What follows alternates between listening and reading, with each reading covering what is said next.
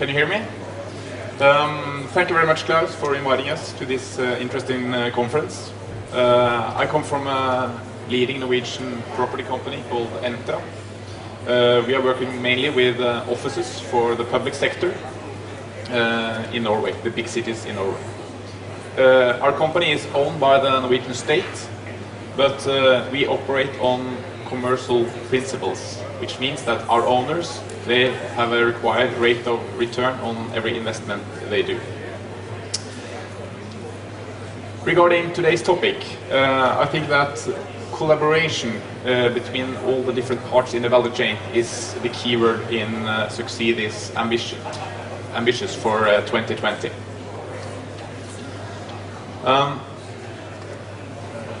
Our challenge as a builder and renting out offices is that we have to fulfill our tenants' requirements.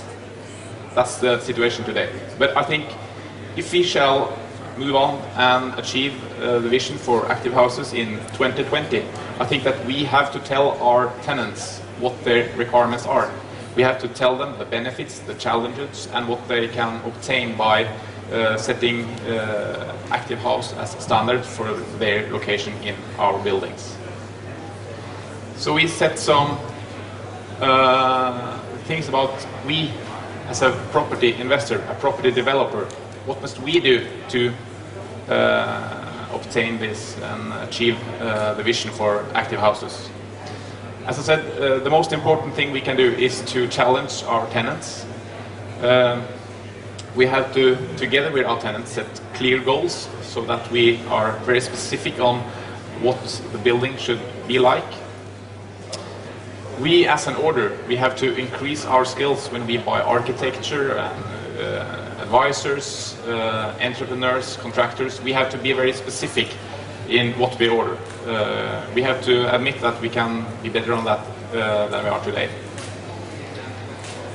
We see that among architects, among contractors, advisors, it's a big difference in how they kind of adapt the new technology, the new way of designing buildings. Some are still drawing like they did 10 years ago with big glass houses and delivering the same solutions as 10 years ago. We don't cooperate with those advisors or architects. We have to be very specific on who we choose to be our designers.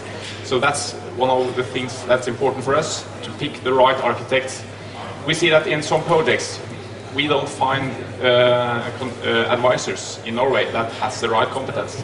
So we have gone actually down to Denmark and hired some advisors in projects in Norway because we find them more creative and more up-to-date about the new challenges. And of course, in our projects we have to facilitate R&D and innovation, try out new solutions and technology so that we can move the whole industry forward. But we also have some great what we expect from our partners. We expect them to be the experts, to know the market, know the possibilities, know the solutions out there. We own the building, we are not the experts, but our architects, advisors and partners have to be the experts that can challenge us and advise us. They have to be creative to obtain these new standards.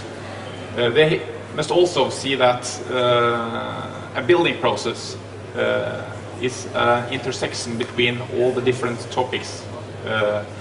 Today we see that many advisors are very focused on their topic, if it's the building or the electricity or the heat or what it is.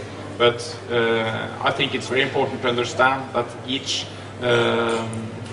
topic is influence each other, to see the whole thing together. And each process is about communication, working together. So it's also very important from us that our advisors has the right skills in communication and work together, not only as an academic expert in its own world, but kind of work together with all the other parts.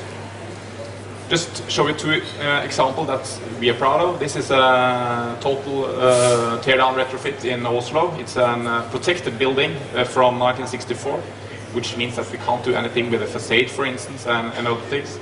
But we are transforming it to a new building, today's standard of indoor climate. Energy Mark Class B, which we are very proud of because it's a protected building, and also all accessibility and kind of all disabled persons are taken care of in this building. So we think that this is a project that illustrates the different problems, but kind of doing the best in each topic, in this energy or what it is. And a new house, new office building, also in Norway. It's being building now in Drammen. It's an office building with passive house standards. It's one of the leading projects in Norway to build the industry make forward. Okay. Thank you so much. That's fine. Thank you. Thank you.